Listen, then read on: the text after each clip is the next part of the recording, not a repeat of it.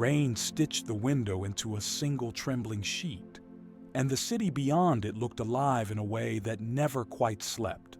Lights pulsed like distant neurons. Streets breathed. Somewhere below, a siren rose and fell, then vanished as if swallowed by the night.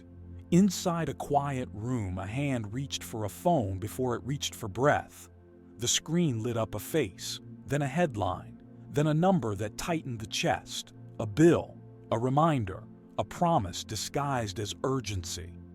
In that moment, something subtle happened. A thought appeared. I need to be okay. It wasn't spoken, but it was felt. It carried the weight of survival, belonging, and worth all at once. And without realizing it, three invisible forces converged inside a single heartbeat. A belief about what makes life meaningful. A story about what success looks like.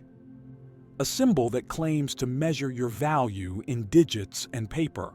Most people believe these forces live in separate rooms. Faith belongs to the soul. Money belongs to the world. The mind belongs to the self. But the truth is quieter and far more intimate. They meet inside you. They always have. Long before cities glowed at night, human beings gathered around fires and asked the same questions that still echo in your chest today. Why am I here? What keeps me safe? What makes a life worth living? From those questions were born symbols, rituals, and agreements. Over generations, those agreements hardened into systems so familiar they became invisible. Like air, they were no longer noticed, only breathed. You wake up and decide how to spend your day. It feels like choice. But pause for a moment. Why do you choose work over rest? Why does approval feel like oxygen? Why does the absence of money feel like danger, even when your body is fed and sheltered? These reactions were not invented this morning. They were inherited, rehearsed, and refined across centuries. There is an old saying whispered in many traditions. The most powerful throne has never been made of stone. It exists in the imagination. Whoever shapes the imagination shapes reality without lifting a sword. Kings once understood this. Priests understood it. Today, the costumes have changed, but the mechanism remains. Listen closely now, not to the rain, but to the space between thoughts. In that silence lives a question most people never dare to ask. Who taught you what worthy feels like? Because if worth can be taught, it can also be directed. And if it can be directed, then even your most private fears and desires may be responding to a system you have never fully seen. The night outside continues its quiet motion. The city hums. And something else moves too, unseen but constant, waiting for the moment you finally notice it. Picture an ancient temple just before dusk. Stone walls still warm from the sun. Oil lamps flicker, casting long shadows that seem to move on their own.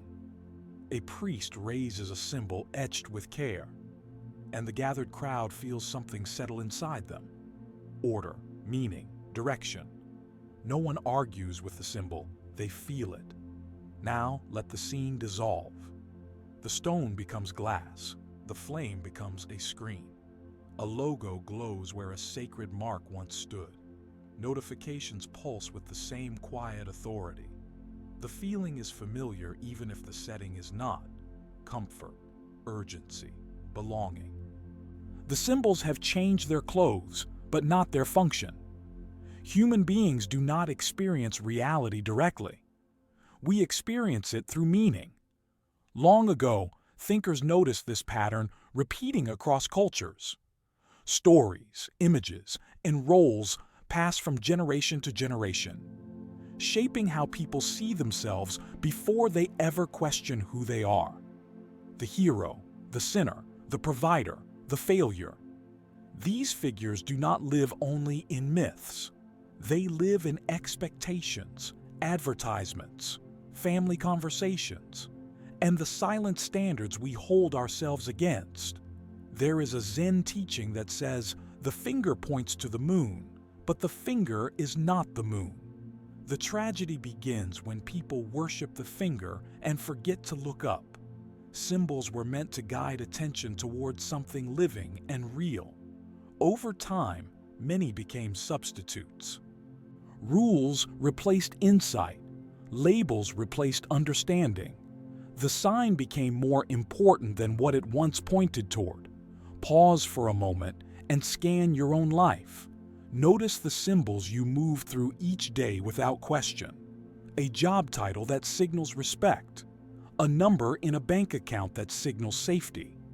A belief that tells you what kind of person deserves love. None of these are neutral. Each carries an instruction, quietly shaping how you stand, speak, and decide. This is why symbols are so powerful. They bypass argument. They go straight to the nervous system. They tell you who you are supposed to be before you have time to ask whether that role fits your soul. Over time, the symbol feels natural, invisible, obvious. But here is the unsettling shift. If symbols can guide entire civilizations, they can guide you. And if they guide you, someone or something has benefited from deciding which symbols dominate the landscape of your mind. So let the question rise without rushing to answer it. If your sense of normal has been shaped by signs you never chose, who chose them for you? And more importantly, what might change the moment you begin to see them as symbols rather than truth itself? The lamps flicker, the screen dims, and the space between symbol and meaning grows just wide enough to step through. The market wakes before the sun, crates are opened, fabric is shaken out, metal clinks against metal, and voices rise in a rhythm older than memory. Hands meet briefly, exchange something small, then separate again. A coin, a note, a tap on glass. In that simple gesture, an invisible agreement is renewed. This has value. This matters. Strip away the noise, and what remains is not gold or paper, but belief. Money has never lived in objects. It lives in the collective imagination. A symbol accepted so completely that entire lives are organized around it. People trade hours of their breath, their youth, their health, for something that only exists because everyone agrees to treat it as real. Throughout history, societies have relied on shared stories to function. Some stories explain the heavens. Others explain who belongs, who leads, and what is worth striving for. Money is one of the most successful stories ever told because it answers many fears at once. It promises safety in an uncertain world. It offers structure in chaos. It creates a sense of fairness, even when reality is anything but fair. There is an old Sufi tale of a traveler who crossed the desert carrying gold. When he reached a village struck by famine, the gold could not feed him. There was no bread to buy. An elder offered him a story instead, a story so rich with meaning that the traveler felt nourished in a way he had forgotten was possible. He gave away his gold willingly, as if relieved to be free of it. The tale is not an argument against money. It is a reminder of what money tries to replace. Modern life rarely leaves space for that reminder. From childhood, people are taught that value must be earned, counted, and proven. Security becomes something external, measured in numbers rather than felt in the body. Fear quietly enters the system. Fear of not having enough. Fear of falling behind. Fear of becoming invisible. Notice how easily this fear blends with morality. Work hard and you are good. struggle financially, and something must be wrong with you. These ideas slip in unnoticed, turning an economic symbol into a judgment of the soul. Pause and ask yourself, not as an accusation, but as an exploration. When you chase money, what are you really chasing? Safety, freedom, recognition, rest, love. None of these are made of paper or digits. Yet the symbol has convinced billions that it holds the key. And when a society forgets the difference between what a symbol represents and what it replaces, it begins to starve in ways wealth can never cure. A classroom hums softly with contained energy. Desks aligned, walls decorated with rules disguised as encouragement. A bell rings and bodies move before minds catch up. A child raises a hand, not to express a truth, but to guess the correct answer. Approval arrives in the form of a nod, a mark, a number. Something deeper than knowledge is being taught. Safety lives outside you. Worth must be confirmed. This is how culture enters the body, not as an announcement, but as repetition. Over time, patterns settle into posture, tone, and expectation. You learn when to speak and when silence is rewarded. You learn what is praised and what is ignored. Eventually, you stop noticing that you learned any of it at all. It feels natural, obvious, just the way things are. Psychologists have long observed that much of human behavior runs on automatic loops. Thoughts appear fully formed. Judgments arrive before reflection. Choices feel spontaneous, but follow familiar tracks. Culture thrives in these loops. It does not need to convince you every day. It only needs to install the reflex once. Consider how early you learned the unwritten rules. Be productive. Don't fall behind. Compare yourself quietly. Apologize for wanting too much. Fear standing out unless standing out is rewarded. These messages rarely arrive as commands. They arrive wrapped in concern, advice, tradition, and love. And because they arrive early, they sink deep. As an adult, you may believe you are choosing freely, but many choices are echoes. You do not simply work, you perform value. You do not simply rest, you negotiate permission. Even your dreams often arrive pre-approved, shaped by what your culture has taught you to admire. Imagine now that your mind has a hidden keyboard. Each habit presses a key. Each key sends a command. Overworking sends a signal. Self-doubt sends a signal. Constant comparison sends a signal. The system responds exactly as designed, reinforcing what you repeat. Pause here and notice something subtle. When you feel anxiety about not doing enough, whose voice does it sound like? When guilt appears around rest or pleasure, where did it learn its language? These reactions did not emerge from nowhere. They were taught, reinforced, and normalized. Here lies a quiet turning point. If these patterns were learned, they can be unlearned. If they were installed, they can be questioned. And the moment you begin to question them, culture loosens its grip, because reflexes lose their power the instant they are seen. Morning arrives without asking what you believe. Shops open. Streets fill. Calendars unfold in neat rows of obligation.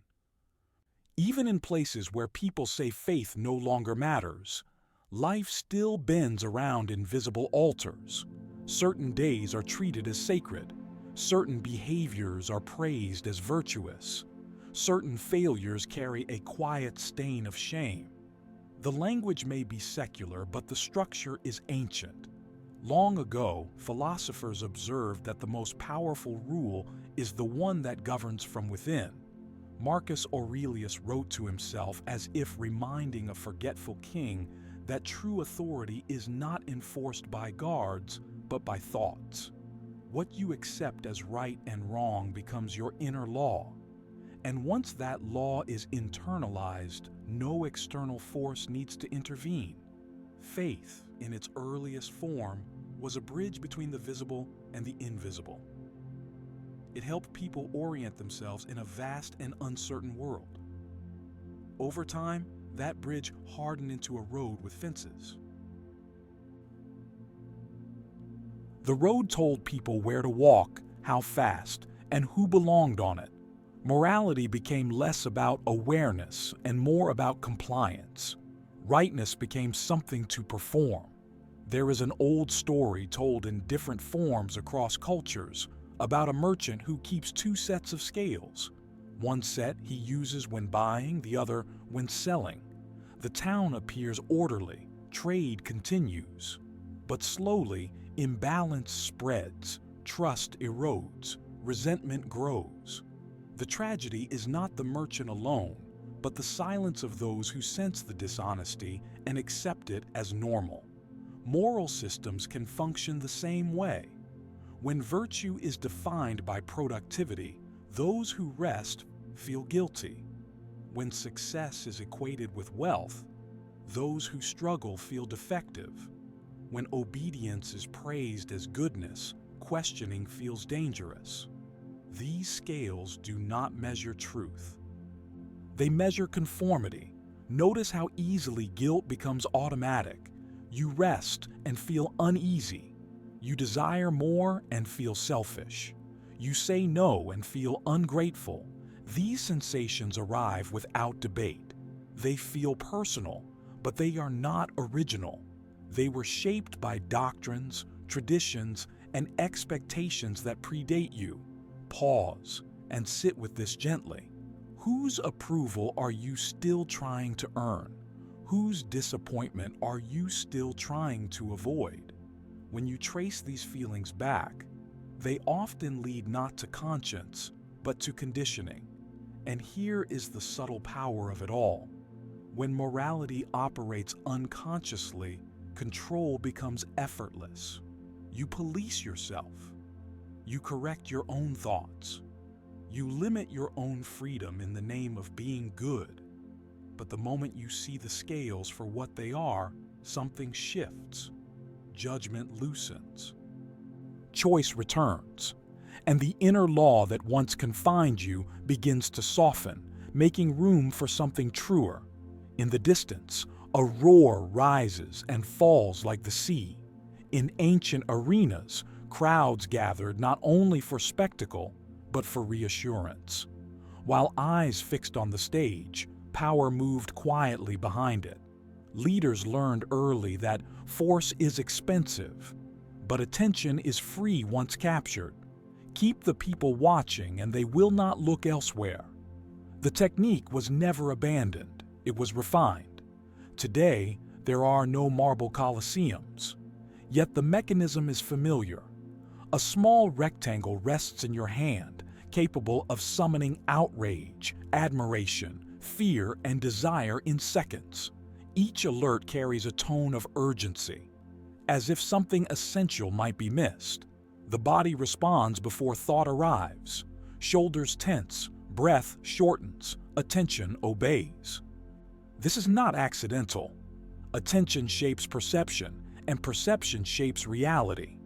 When attention is constantly pulled outward, the inner world grows quiet, then unfamiliar.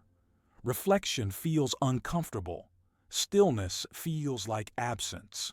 And in that discomfort, distraction becomes relief.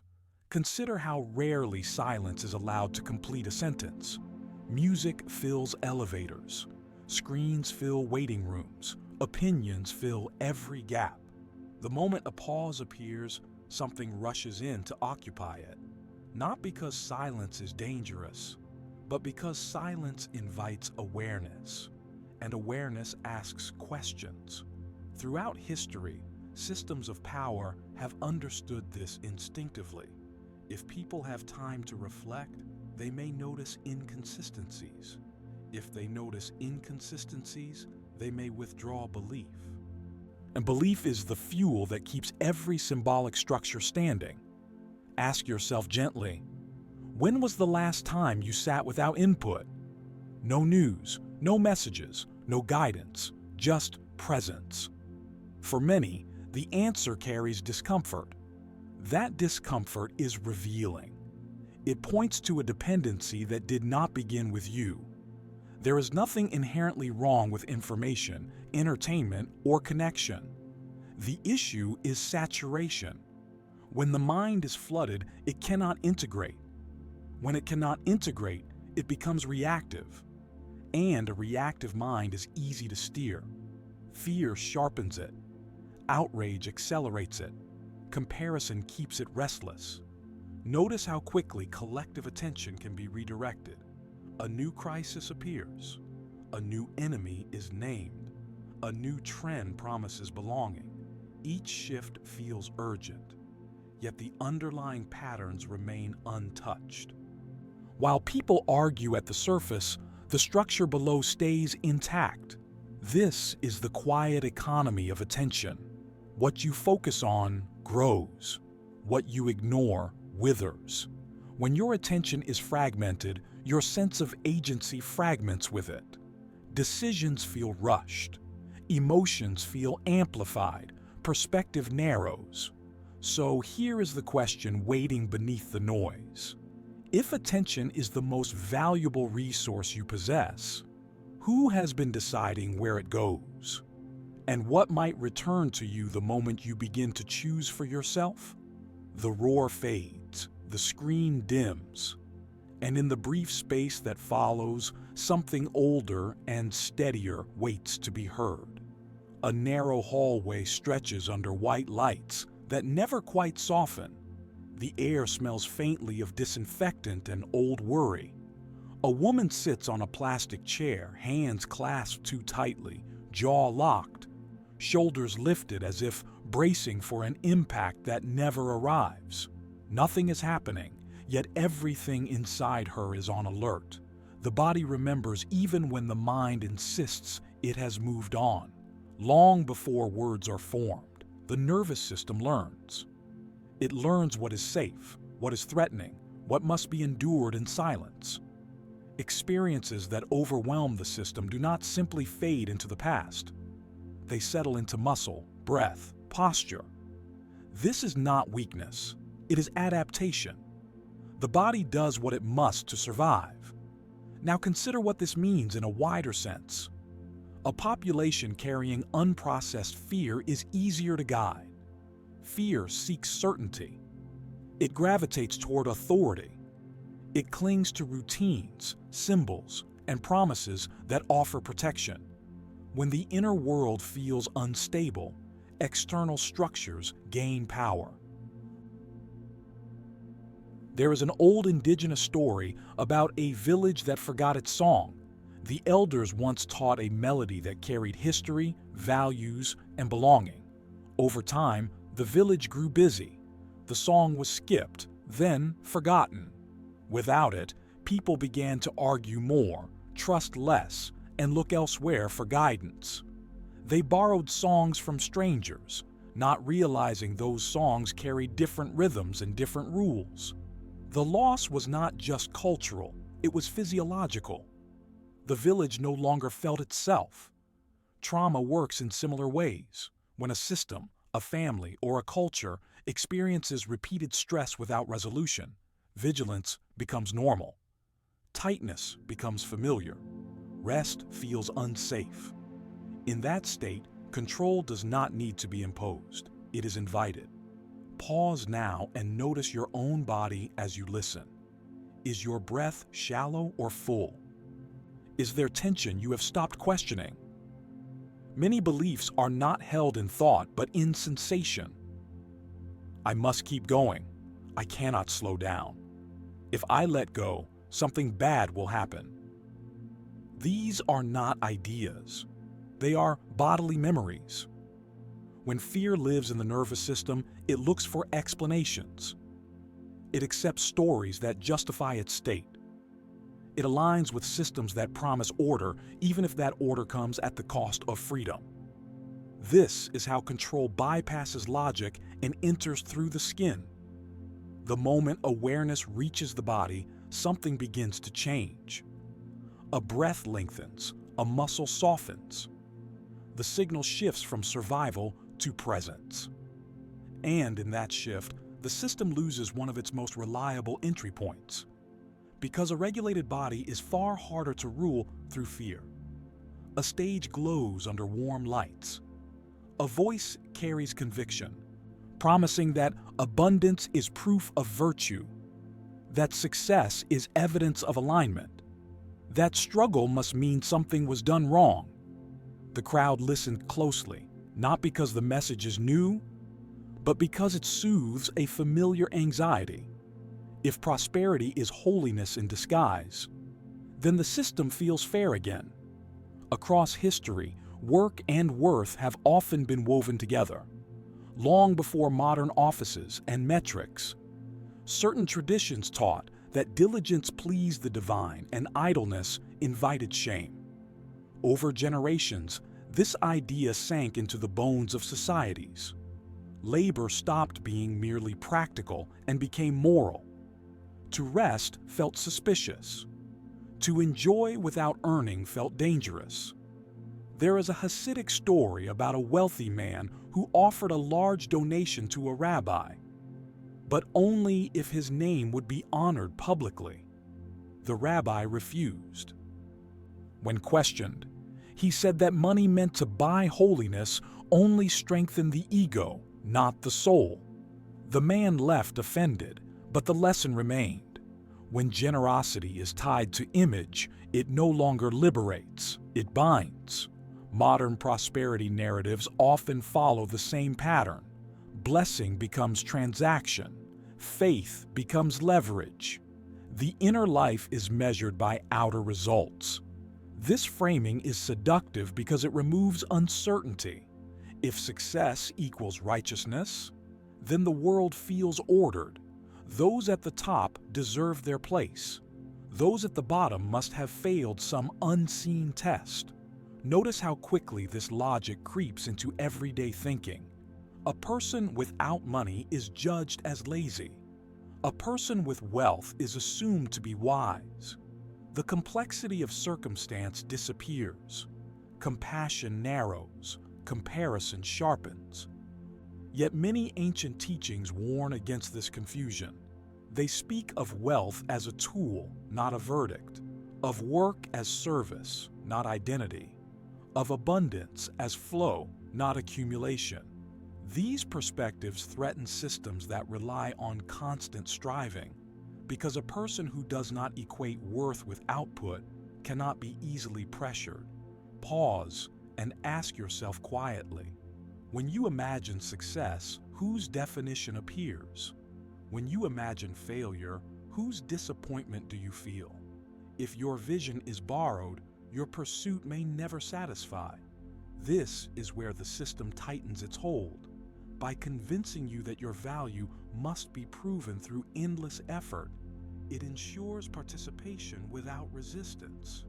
You keep running, hoping the next achievement will grant permission to rest, but the permission was never external. And the moment that truth begins to surface, the promise of transactional holiness starts to lose its shine. A train moves through the night, windows reflecting rows of faces lit by blue light. Strangers sit shoulder to shoulder, yet each travels alone inside a private stream of images and comparisons. Someone scrolls past a life that looks effortless. Another pauses on a symbol of status, then glances down at their own hands as if measuring an invisible distance. Desire stirs, not from hunger, but from imitation. There is a simple truth many traditions have hinted at in different ways. Humans often want what they see others wanting. Desire spreads socially. It mirrors. It echoes. A Greek myth once warned of this confusion through the story of a king who wished that everything he touched would turn to gold. The wish was granted, and the blessing revealed itself as a curse. Food became metal. Embrace became cold. Value consumed the very life it was meant to support. Modern desire moves faster, but the pattern remains. Trends announce what is worthy of attention. Algorithms amplify what is already admired. Before long, longing feels personal even when it was planted. The mind says, I chose this. The body says, I must have it. Few stop to ask where the impulse originated. This is how comparison becomes a quiet engine of control. When worth is relative, peace becomes scarce. There is always someone ahead, someone with more, someone more visible. Contentment begins to feel irresponsible, even dangerous. Rest looks like falling behind. Simplicity looks like failure. Pause and notice how often your desires arrive with an audience attached. You don't just want comfort. You want it recognized. You don't just want meaning. You want it validated. Desire becomes performance, and performance demands a stage. Ancient teachers warned that confusion between having and being leads to suffering. When identity attaches itself to possessions, status, or admiration, the self becomes fragile. It must be constantly defended, updated, and compared. Systems built on this fragility thrive. A person chasing reflected desire rarely questions the structure that supplies the mirrors. Imagine, for a moment, removing the audience. No one watching, no one judging. Which desires remain? Which fade? This simple inquiry carries more power than rebellion. It begins to separate what is truly yours from what was borrowed. The train slows. A station passes. Faces lift briefly, then return to the glow. And somewhere between one stop and the next, a deeper question waits patiently. If desire can be copied, who decided what was desirable in the first place? A bell sounds once, then fades into a long, gentle echo. In that space after the sound, something unusual happens. The mind pauses, not because it was commanded to, but because it noticed the pause itself. For a brief moment, there is awareness without commentary. Many teachings, separated by centuries and geography, point toward this same discovery. Beneath thoughts, beneath roles, beneath beliefs, there is a quiet witness. It watches ideas appear and dissolve. It notices emotions rise and fall. It remains present whether the story is pleasant or painful. This presence is not impressed by symbols. It is not persuaded by fear. It simply observes. Some call this presence consciousness. Others call it awareness, the observer, the inner eye. The name matters less than the experience. When attention rests here, the system loses its most important foothold. Because systems rely on identification, they function when you mistake a role for yourself, a belief for your being. Imagine standing on a riverbank, watching water rush past. Thoughts are like that water. Fast, loud, convincing. Most people are swept into the current without realizing there is a shore. They believe every thought is theirs. Every fear is true. Every desire must be acted upon. But the moment you step onto the bank, the relationship changes. The river continues, but it no longer carries you. This is why presence has always been quietly discouraged by structures built on control. A person rooted in awareness responds instead of reacts. They notice when guilt is triggered. They feel when fear is amplified. They sense when desire is being steered. And sensing creates choice. There is an ancient idea found in many wisdom traditions that the seer can't be the seen. You can observe anger, but you are not anger. You can notice anxiety, but you are not anxiety. You can examine beliefs about money, success, and faith, but you are not those beliefs. This distinction is subtle, yet it changes everything. Pause now and try something simple. Notice the next thought that arises. Do not judge it. Do not follow it. Just notice that it appeared. Then notice that you noticed it. That noticing is not a thought. It is something else. This is the quiet threshold the system hopes you never cross. Because the moment you realize you can observe the program, you stop being fully programmed. And as that door opens, it cannot be closed again. So the question lingers, steady and unavoidable. If you can witness the patterns that shape your life, who have you been before you remembered how to see? The room grows tense before anyone speaks. A rumor spreads faster than facts. Numbers flash across screens, and suddenly futures feel uncertain. Jobs are questioned, savings are counted twice. Voices lower, shoulders tighten. What is collapsing here is not only a system of exchange, but a shared sense of certainty. History shows that markets do not move on reality alone. They move on interpretation, expectation, mood. Confidence rises and fortunes follow. Confidence falls and entire structures tremble. In moments like these, it becomes clear that the economy is not a machine of cold logic, but a living organism fueled by belief. A psychiatrist once observed people who had lost everything yet retained an inner sense of meaning. Others, surrounded by comfort, felt hollow and afraid. The difference was not circumstance, but orientation.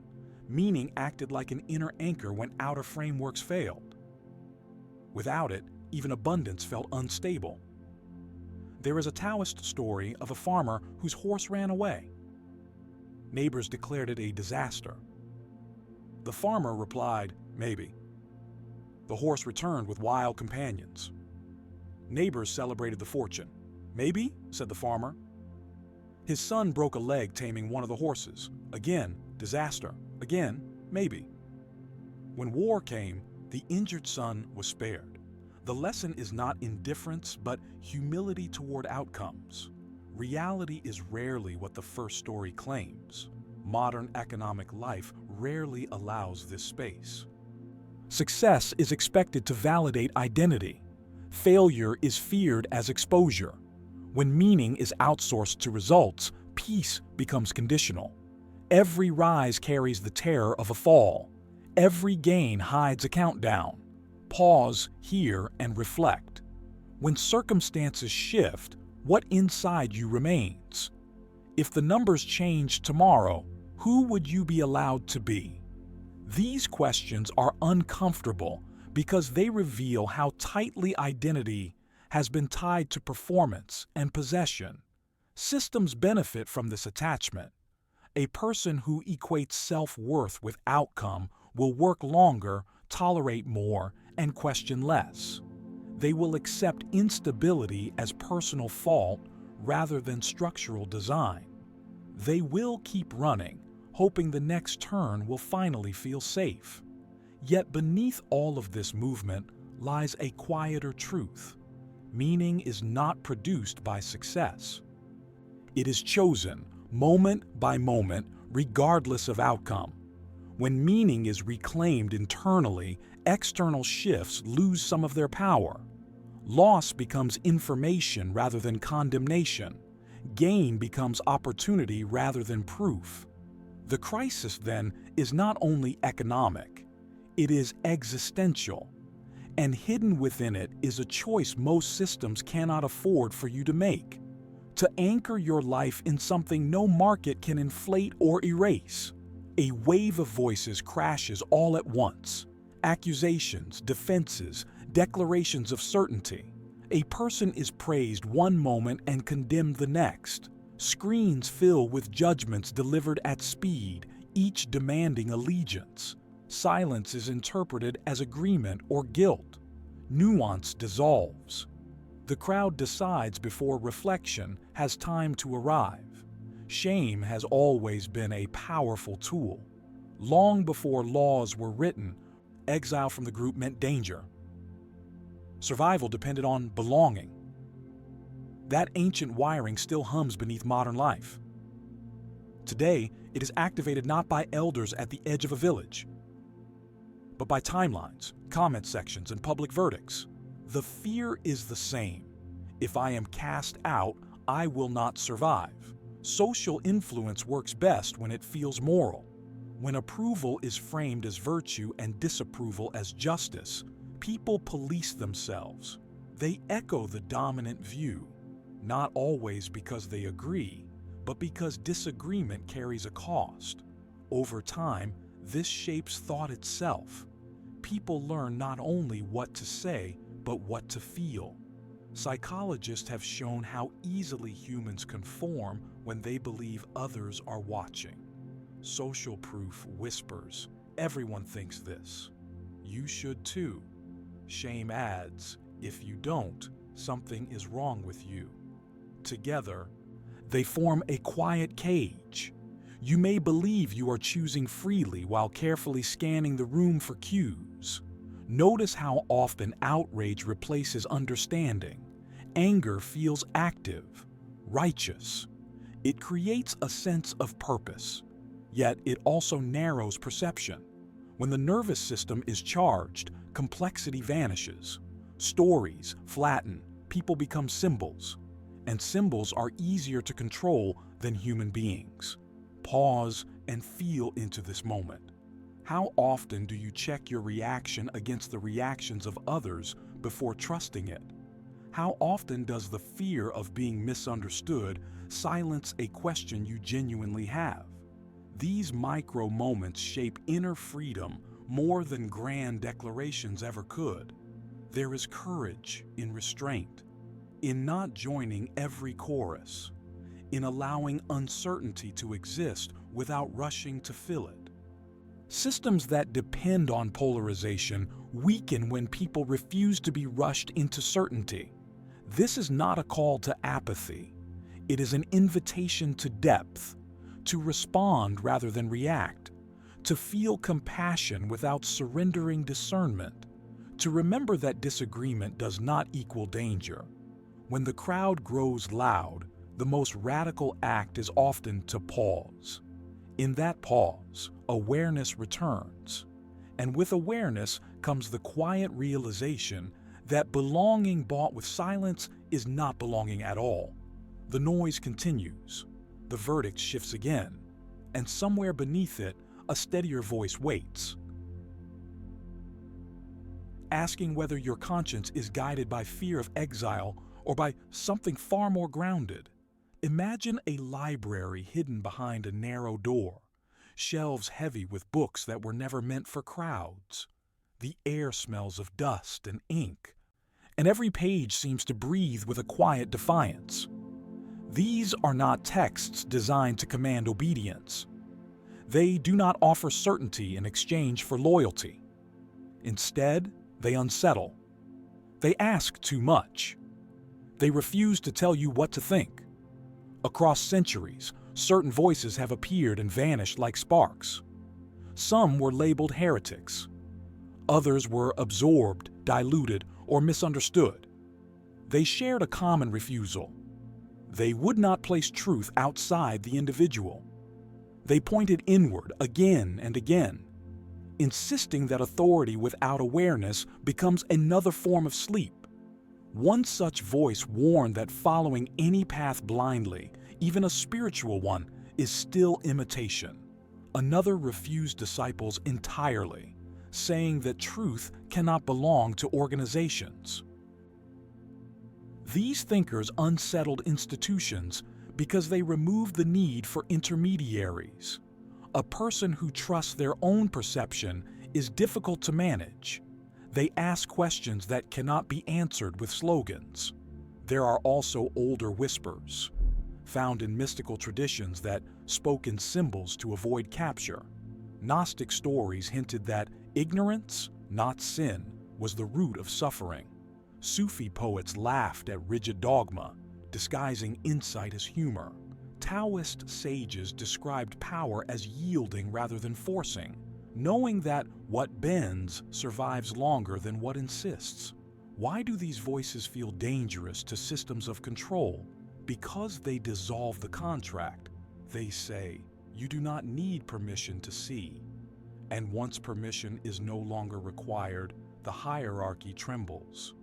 Pause and notice what happens inside you when no authority is offered. When there is no expert to defer to, no rule book to hide behind, no figure to blame or praise, discomfort often arises first. Freedom can feel like exposure. Without external structure, the inner compass must awaken. This is where many turn back. Certainty is comforting. Belonging is easier when someone else defines the terms. Yet every tradition that has touched genuine liberation points to this same threshold. The moment you stop asking who is right and begin asking what is true in your direct experience, something irreversible begins. The system thrives on borrowed conviction. It weakens when insight becomes personal. That is why these teachings were hidden, softened, or turned into rituals over time.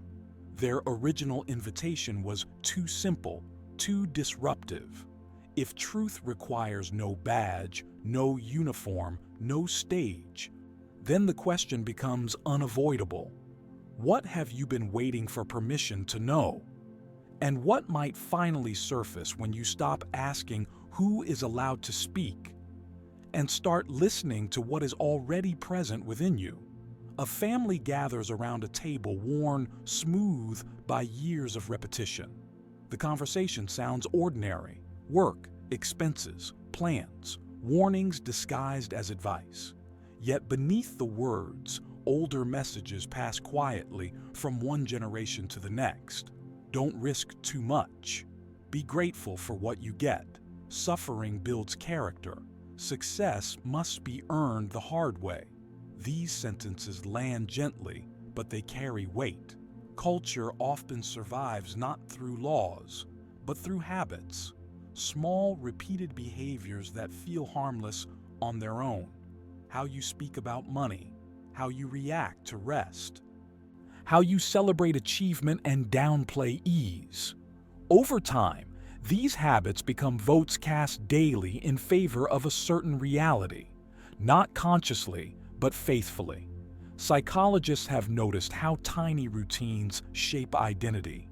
What you repeat becomes what you expect. What you expect becomes what you notice. And what you notice confirms the world you believe you live in. A mindset of scarcity creates evidence of scarcity everywhere. A mindset of guilt finds reasons to feel undeserving. Culture installs these mindsets early, then steps back and lets you maintain them yourself. Notice how often effort is praised while ease is questioned. Someone works themselves to exhaustion and is admired. Someone finds a simpler way and is doubted. The message is subtle but consistent. Worth must be proven. Comfort must be justified. Joy must be earned. These ideas do not survive because they are true. They survive because they are repeated. Repetition creates familiarity. Familiarity creates trust. And trust creates obedience without force. Pause here and look closely at one habit in your own life. Not a dramatic one, a small one. Perhaps how quickly you say yes when you want to say no, or how often you check your worth against productivity, or how rarely you allow yourself to enjoy without explanation. Ask yourself gently, who does this habit serve? This is where change becomes possible, not through dramatic rebellion, but through conscious interruption. When a habit is seen clearly, it loosens. When it loosens, choice returns. And when choice returns, culture begins to shift, first internally, then outwardly. You are not only shaped by culture, you are also shaping it. Moment by moment, through what you repeat. Every small decision either reinforces an inherited script or introduces a new line. The system depends on habits that run unnoticed. Awareness is disruptive because it slows the loop. It inserts a pause where there was once certainty. And in that pause, a new pattern waits, patient and unfinished. The question now is not whether culture influences you. It always has. The question is simpler and far more powerful. Which habits will you continue feeding, and which ones are ready to be released back into silence? Thunder rolls somewhere beyond the skyline, low and distant, like a warning spoken too late to ignore. Tall buildings stand unmoving, glass faces reflecting a storm they did not choose.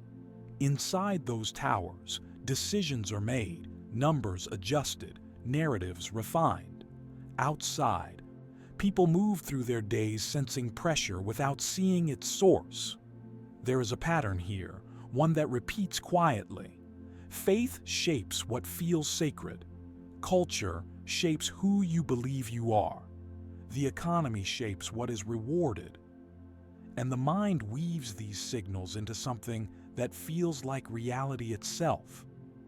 Each element reinforces the others, forming a loop so familiar it disappears from view. You don't notice the circle when you're walking inside it. Faith whispers what is right and wrong. Culture answers who belongs and who does not. The economy decides who is praised and who is punished. The mind absorbs these messages and calls them common sense. Together, they create a closed system. Self-correcting, self-justifying, and remarkably stable. Stability, however, is not the same as truth. Think of a clockwork mechanism. Each gear turns another.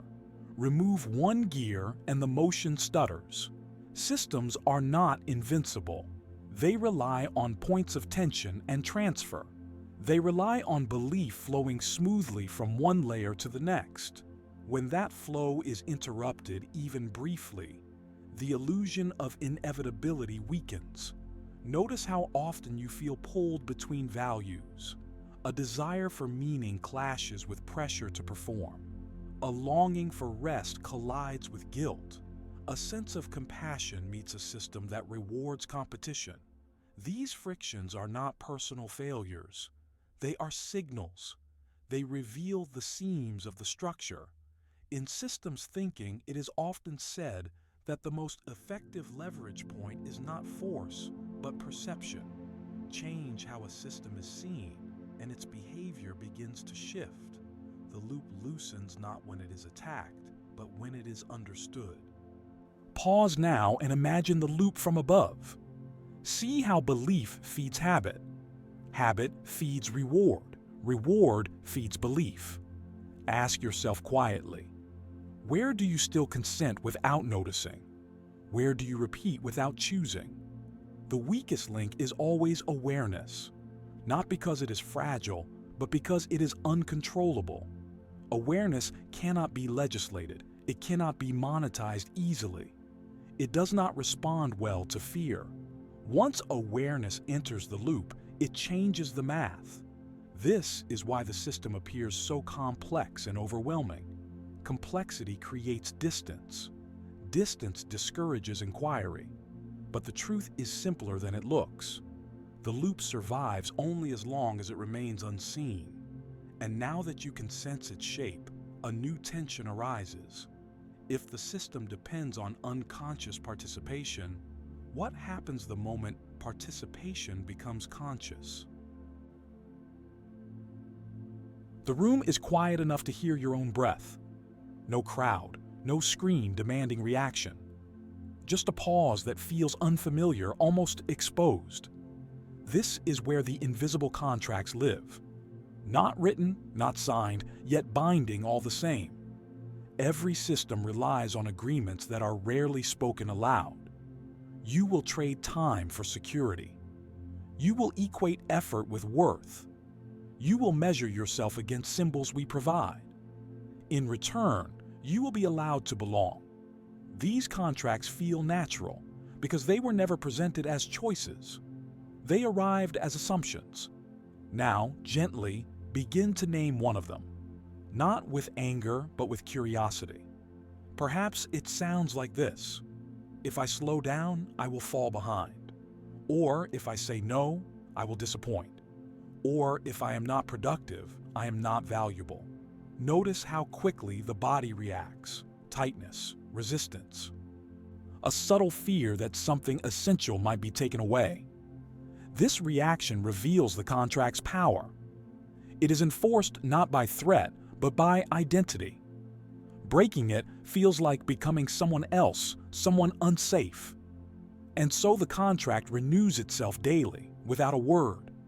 There is a simple exercise used in many contemplative traditions. When a belief appears, ask 3 questions. Is this belief absolutely true? How do I behave when I believe it? Who would I be right now without it? The mind may argue, let it. The point is not to win, but to see. As you name the contract, you begin to separate from it. The belief moves from background to foreground. It becomes an object of awareness rather than the air you breathe. This shift is subtle, but it changes the direction of power.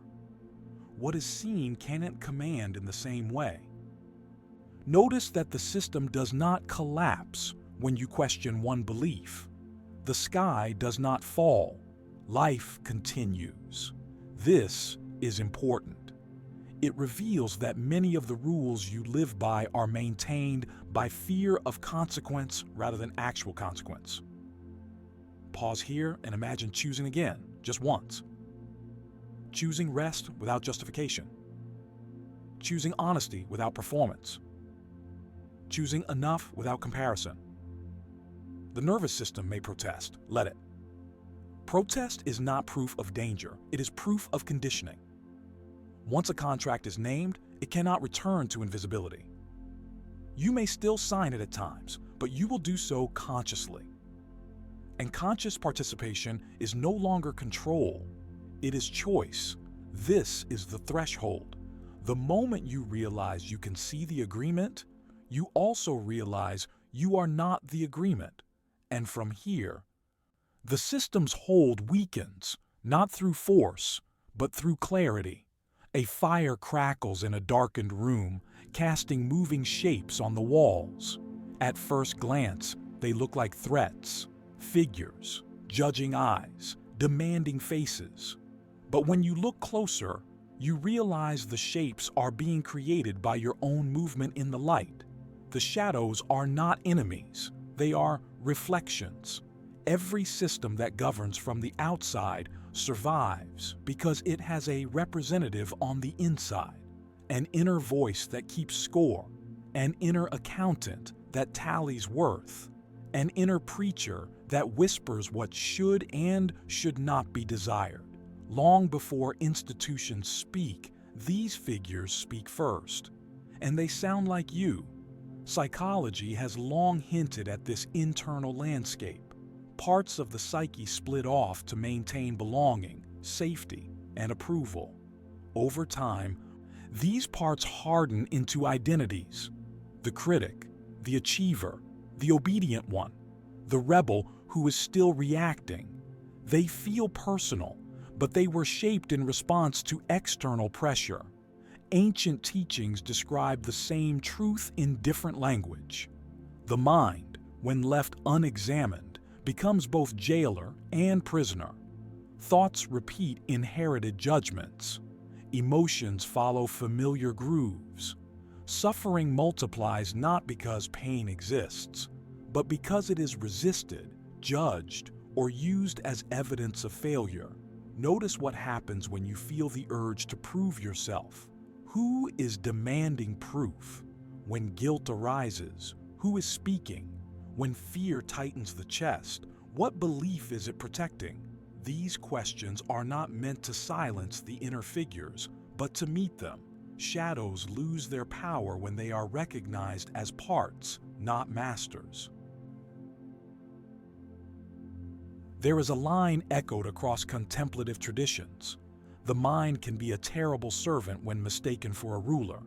When the inner system runs unchecked, it reenacts the outer one. Competition continues internally.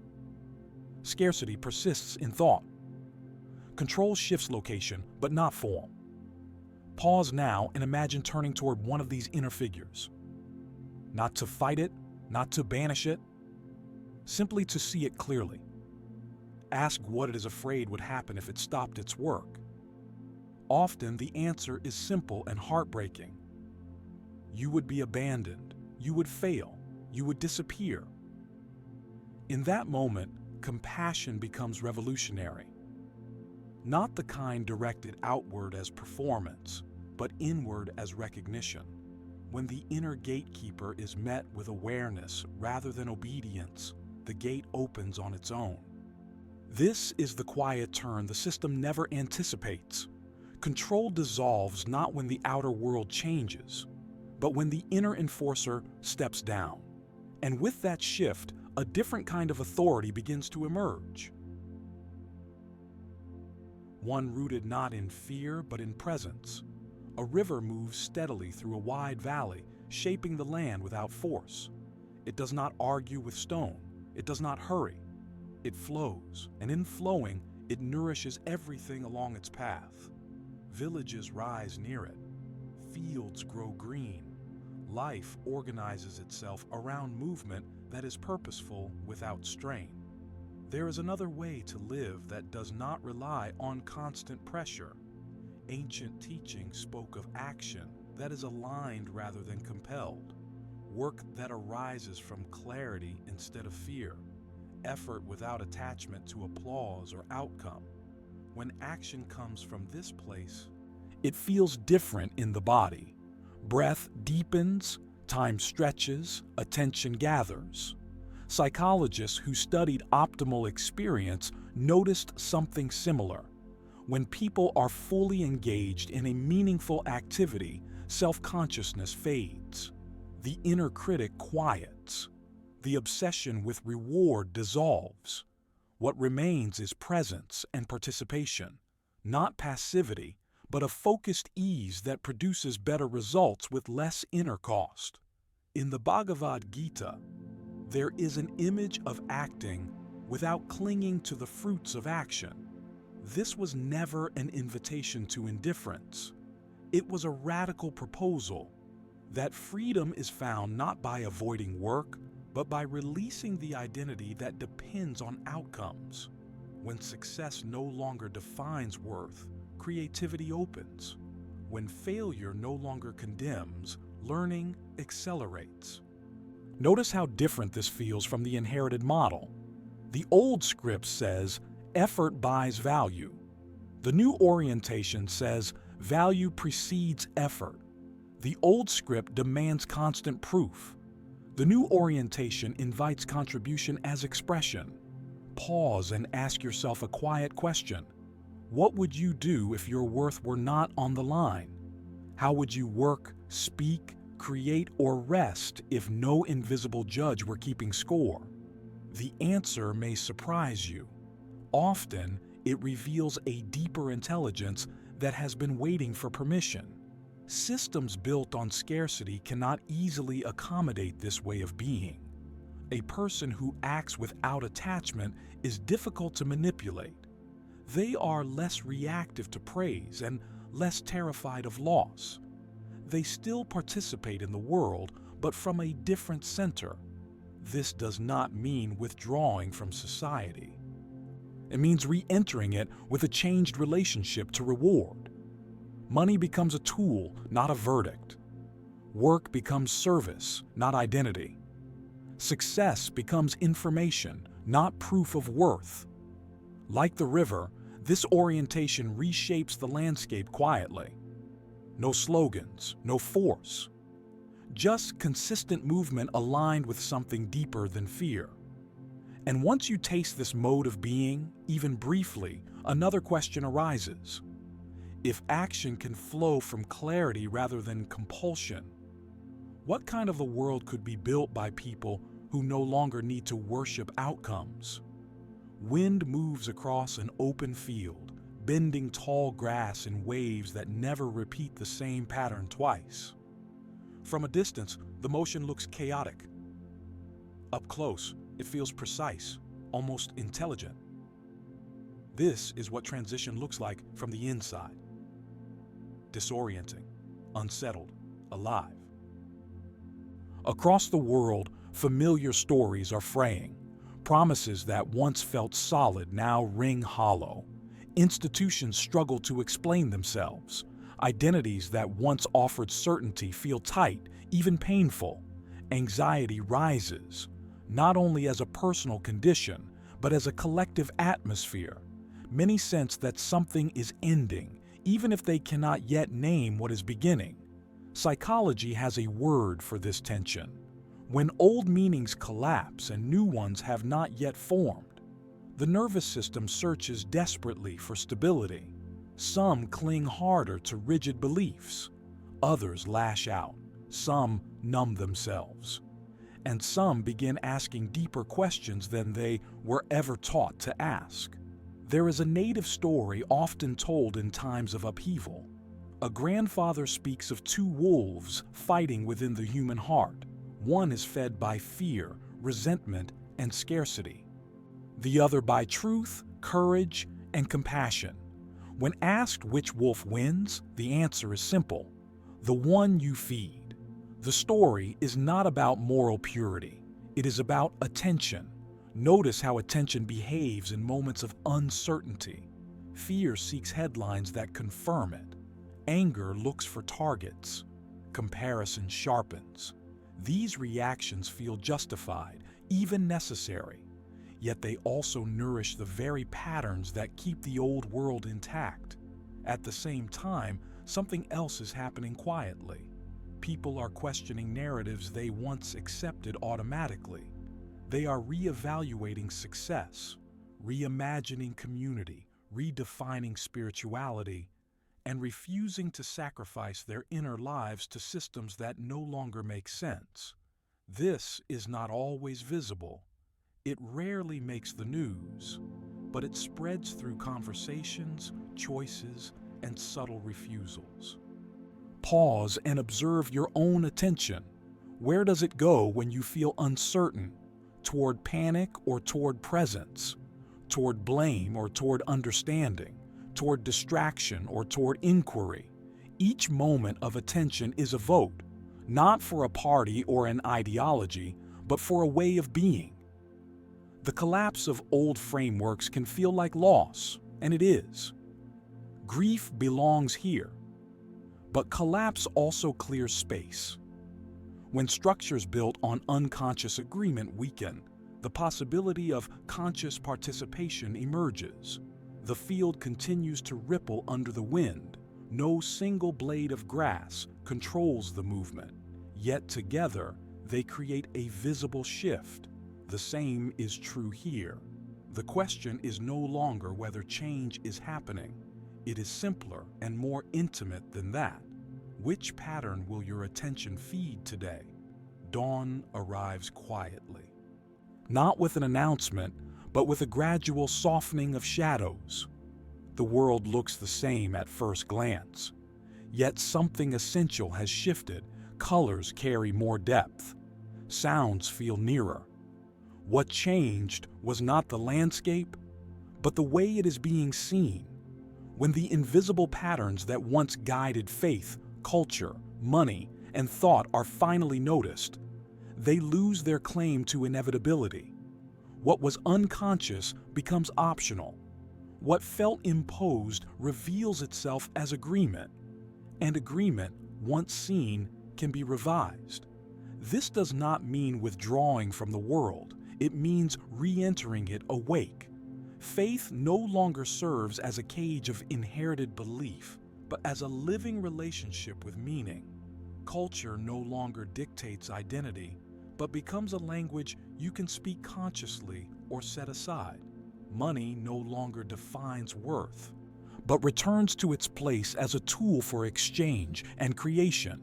And the mind, once crowded with borrowed voices, becomes a space where clarity can arise. There is a profound responsibility in this realization, not a burden, but a call. When you see how systems function through attention, habit, and belief, you can no longer pretend that your inner life is irrelevant. Every thought you question, every reaction you soften, every choice you make from presence rather than fear subtly reshapes the field you share with others. Change does not begin with grand declarations. It begins when you pause instead of react, when you listen instead of repeat, when you act without needing applause. These moments may feel small, but they carry weight. Systems built on unconscious participation weaken when awareness becomes consistent. You were never meant to escape the web. You were meant to see it, to understand how it moves through you, and then to choose how you move within it. This is not rebellion, it is authorship.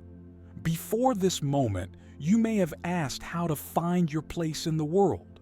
Now, a different question stands before you. How will you stand in it? What will you nourish with your attention? Which beliefs will you continue feeding? And which will you let dissolve into silence? The morning continues to brighten. The world waits, not for perfection, but for presence. You do not need to convince anyone. You do not need to prove anything.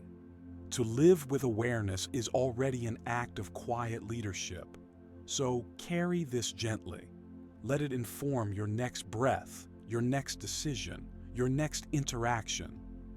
The system changes when enough people remember that they were never merely pieces within it, but participants capable of seeing, choosing, and shaping what comes next. And now, with the light fully arrived, one final question remains, simple and unguarded. Knowing what you know, how will you live from here?